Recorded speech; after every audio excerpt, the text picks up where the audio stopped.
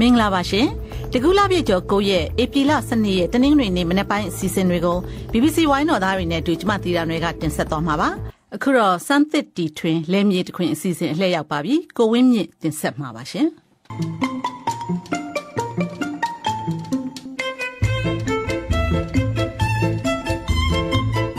တရက်ပင်ကိုအစိတ်ကဆိုင်ရင်အနည်းဆုံး 3-5 နှစ်လောက်မှအသီးစားရမှာဖြစ်ပါတယ်အပင်စိုက်သူတွေအနေနဲ့ကတော့အသီးမြန်မြန်သီးတာကိုပဲလိုချင်ကြပါတယ်အခုပြောပြမယ့်နီးကတော့အမြန်သီးပြီးတော့မျိုးမှန်တဲ့နီးလည်းဖြစ်ပါတယ်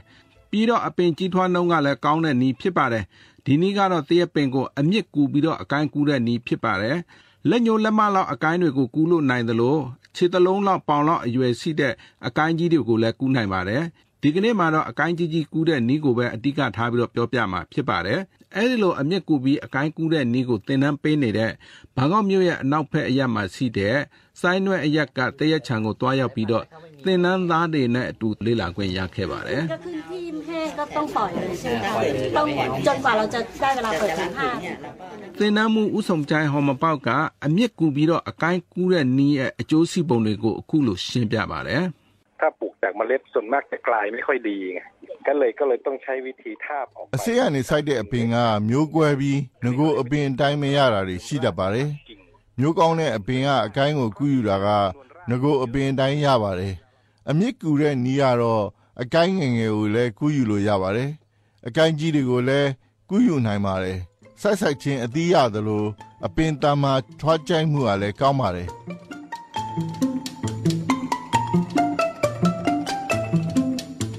အမြင့်ကူပြီးအကိုင်းကူးတဲ့နီးမှာအရေးကြီးဆုံးကတော့ပြိုးပင်တွေကိုအရင်ဆုံးပြိုးထားရမှာဖြစ်တယ်လို့ဥဆောင်ချိုင်းကရှင်းပြပါတယ်สิ่งที่สำคัญที่สุดคือเราต้องมีรากมันนะครับปลูกเมล็ดมะม่วงลงไปအရေးကြီးဆုံးကအမြင့်ယူဖို့အတွက်တရက်စိတ်ကိုအရင်ပြိုးထားရပါမယ်ဒေသတွင်းမှာပေါက်လဲပြီးကြမ်းကြမ်းတမ်းခံနိုင်တဲ့တရက်မျိုးစေ့ကပိုကောင်းပါတယ်အနည်းဆုံးတစ်နှစ်လောက်အပင်ပြိုးထားရပါတယ်တစ်နှစ်သားလောက်ပြိုးပင်ဆိုရင်ပင်စီရောအမြင့်ရောလက်မချင်မလောက်အရွယ်ရှိရပါမယ်နောက်ထပ်လိုအပ်တဲ့ပစ္စည်းတွေကတော့ဓာတ်ထက်ပါတလက်အကိုင်းဖြတ်တဲ့ကကြေးတလက်ပလတ်စတစ်အချမ်းတစ်ချမ်းလိုပါတယ်အရှည်2ပေအကျယ်2ပေလောက်အရွယ်ဖြစ်ပါတယ်ပြီးတော့ဖဲပြားလိုမျိုးပလတ်စတစ်ကြိုးအပြားလိုပါတယ်အကျယ်2လက်မလောက်အရှည်က2ပေလောက်အရွယ်ဖြစ်ပါတယ်ပလတ်စတစ်ဖဲပြားစားက8ဆလိုပါတယ်ပြီးတော့2000လောက်ရှည်တဲ့ကြိုးခိုင်6ချောင်းလောက်လိုပါတယ်အုံးစမှုန့်လိုအပ်ပါတယ်အုံးစမှုန့်ဆိုတာကအုံးသီးအခွန်ကိုထူလိုက်ရင်ထွက်လာတဲ့အမှုန့်တွေကိုပြောတာပါ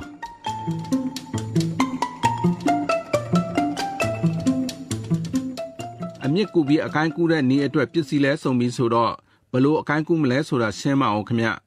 ถ้าเราทำกิ่งใหญ่ที่รากพร้อมหมายถึงว่าขนาดมันခြေသလုံးလောက်တရက်ကိုင်းကိုကူးမဲ့ဆိုရင်ပြိုးပင်အမြင့်10ချောင်းလိုပါတယ်ပထမဆုံးကူးမဲ့တရက်ကိုင်းကိုလိုချင်တဲ့အမြင့်နေရာသတ်မှတ်ပြီးအခွန်ကိုပင်စီအသားပါယုံလေးဓာတ်နဲ့လှီးဖြတ်ထုတ်ရမှာဖြစ်ပါတယ်အပေါ်ကနေအောက်ဘက်ကိုအရှည်က1မိုက်လောက်လှီးဖြတ်ရမှာဖြစ်ပါတယ်အကျယ်ကတော့လက်နှလုံးလောက်အကျယ်ရတတ်ပါတယ်လှီးဖြတ်တဲ့အခါပင်စီမျက်နှာပြင်ကတညီတည်းဖြစ်ရပါမယ်အထစ်ဖြစ်နေလို့မရပါဘူး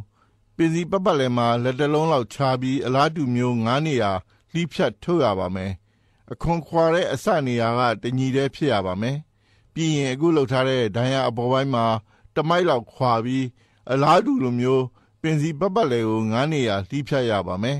ပင်စီမှာဒဏ်ရာက2ဆင့်ဖြစ်နေတာကိုတွေ့ရပါမယ်ဒါဆိုရင်တရက်ကိုင်းပင်စီမှာပြိုးပင်အမြင့်10မြင့်လာကပ်ဖို့နေရာအဆင့်သင့်ဖြစ်နေပြီဖြစ်ပါတယ်เอาทั้งโคนทั้งรากครับเอารากส่วนหนึ่งเอาโคนส่วนหนึ่งလက်မလောက်အရွယ်ရှိတဲ့တရက်ပင်ပြိုးပင်10ပင်ကိုနှုတ်ယူလာပါရေတောက်မြစ်ကို1မိုက်လောက်ခြံပြီးဖြတ်ထုတ်ပြစ်လိုက်ပါပင်စီကိုတော့တစ်ထွာလောက်ခြံပြီးအဖျားပိုင်းကိုဖြတ်ပြစ်လိုက်ပါအခုဖြတ်ထားတဲ့ပြိုးပင်ပင်စီအရင်ကနေလက်နှလုံးခွာပြီးအဖျားပိုင်းဘက်ကိုဓာတ်နဲ့ခါဆောင်းရှည်လှီးဖြတ်ပါပင်စီဖြတ်ရကဆောင်းအပြားလေးတွေဖြစ်သွားပါလိမ့်မယ်ပြိုးပင်7ပင်လုံးကိုအလားတူဖြတ်ရမှာဖြစ်ပါတယ်ပြီးရင်ပြိုးပင်အဆောင်ဖြတ်ထားတဲ့ဘက်ချမ်းနဲ့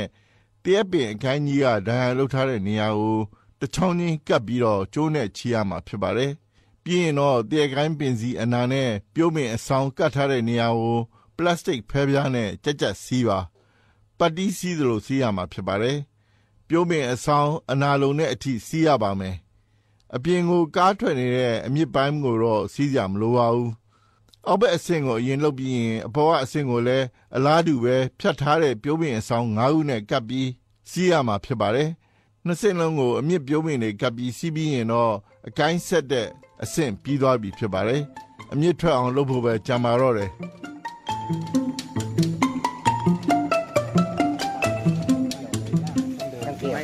ตัดน้ำเลี้ยงคือไม่ให้มันมาจากต้นให้มันบังคับให้มานี่เลยเพื่อให้มันกินให้มันเกิดรากแต่แยกไกลมากะထားတဲ့ပြိုးပင်ရဲ့အမြင့်တွေထွက်လာအောင်ဆိုရင်တော့ plastic ရဲ့အချမ်းအစေက2ပေအကျယ်က2ပေအရွယ်ရှိတဲ့ plastic နဲ့တစ်ခုလုံးကိုပတ်လိုက်မယ်အဲ့ဒါလိုပတ်ပြီးတဲ့ခါကျလို့ရှိရင် plastic ရဲ့အချမ်းအစနှစ်ခုကိုကပ်ပြီးတော့ကျိုးနဲ့တီးပြီးတော့ချုပ်လိုက်ပါလုံကြီးကွင်းချုပ်တယ်လို့ဖြစ်သွားမှာဖြစ်ပါတယ် plastic အိတ်ကတရက်ပင်ကိုငုံပြီးသားလဲဖြစ်သွားမှာဖြစ်ပါတယ်တရက်ကိုင်းမှာပြိုးပင်ဆက်ထားတဲ့အောက်နာကနေပလတ်စတစ်အိတ်အောက်ပိုင်းကိုတရက်ကိုင်းနဲ့စုပြီးတော့ကြက်စီထားလိုက်ပါပြီးရင်တော့ရေဆွတ်ထားတဲ့ဥစ္စာမုတ်တွေကိုပလတ်စတစ်အိတ်အပေါ်ကနေပြီးတော့ကြက်သိပ်ထက်ပါတရက်ကိုင်းမှာဆက်ထားတဲ့ပြိုးပင်အမြင့်တွေဖုံးအုပ်သွားတဲ့အထိပလတ်စတစ်အိတ်ထဲကိုဥစ္စာမုတ်တွေဖြည့်ထည့်ရမှာဖြစ်ပါတယ်ဥစ္စာမုတ်တွေပြည့်သွားပြီဆိုရင်တော့အဲ့ရဲ့အပေါ်ပိုင်းကိုတရက်ကိုင်းပင်စီနဲ့စုပြီးတော့ခြီလိုက်ပါဥစ္စာမုတ်အိတ်ဟာတရက်ပင်ကိုငုံပြီးတော့plastic အိတ်ကြီးဘူးတုံကြီးလို့ဖြစ်နေတာကိုတွေ့ရမှာဖြစ်ပါတယ်။ပြီးတော့ plastic ရဲ့အလဲပိုင်းတွေကိုလည်း3-4ချက်လောက်ကျိုးနဲ့ကြက်စီးထားလိုက်ပါ။ဥစ္စာမုံအိတ်ကတရက်ပင်မှာဘူးတုံလုံးကြီးဖြစ်နေတာကိုတွေ့ရမှာဖြစ်ပါတယ်။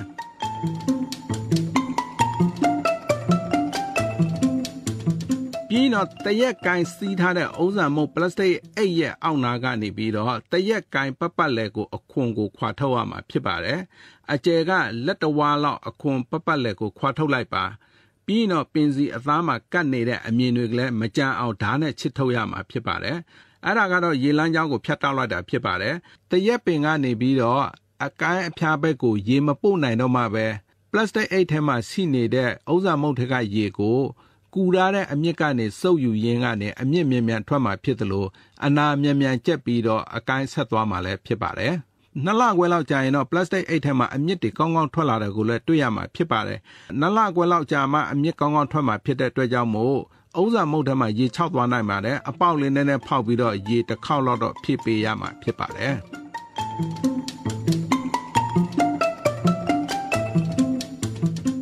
ပြိုးပင်အမြစ်ကူထားတဲ့ plastic အိတ်ထဲမှာအမြစ်တွေအများကြီးထွက်လာတာတွေ့ရပြီဆိုရင်တော့ plastic အောက်ပိုင်းကနေ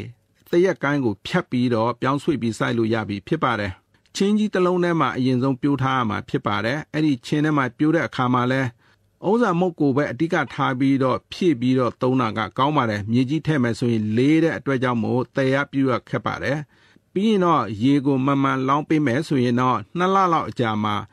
အပင်ကကောင်းကောင်းရှင်သန်နိုင်ပြီဖြစ်လို့ပြောင်းဆွေ့ပြီးတော့စိုက်ပျိုးလို့ရပြီဖြစ်ပါတယ်ဒီနည်းကတော့အကိုင်းသိင်းရင်အ ਨੇ ဆုံးအမြင့်2ချောင်းလောက်ကူပြီးတော့ကူးနိုင်တာဖြစ်ပြီးတော့အကိုင်းကြီးရင်တော့ကြီးသလိုအမြင့်တွေအများကြီးကူပြီးကူးရမှာဖြစ်ပါတယ်နောက်တစ်ခေါက်ပြန်ဆောင်တဲ့အခါထူးထူးခြားခြားစိုက်ပျိုးရေးမွေးမြူရေးအကြောင်းတွေကိုပြောပြမှာဖြစ်ပါတယ်ပျော်ပျော်ပပပေါ့